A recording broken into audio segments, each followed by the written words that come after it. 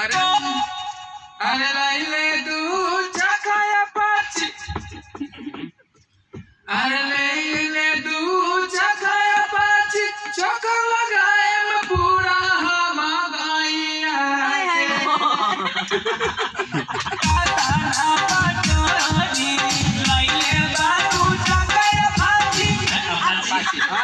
गइया फाची कौन है?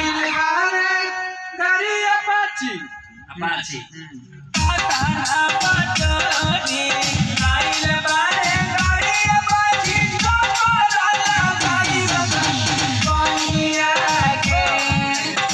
ये ना चढ़ावा हमारा भाई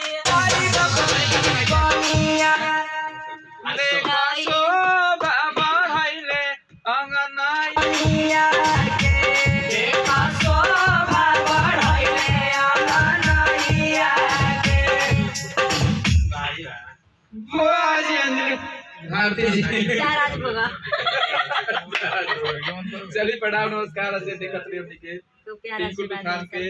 और हमार जोड़ी अंजलि जी और साथ अमित आशिक जी अंकित पांडे भैया इसमें बोल देना स्टूडियो लाइव मस्ती और स्टूडियो लाइव मस्ती रवा देखत तने स्टूडियो लाइव मस्ती के रवा ऐसे ही लाइव चलावत रही आपको प्यारा से शेयर करी खूब वीडियो देखी आ गोलू के टकला पर टीका कर दे फेसबुक पे स्टेटस लगे चैनल है गोलू जी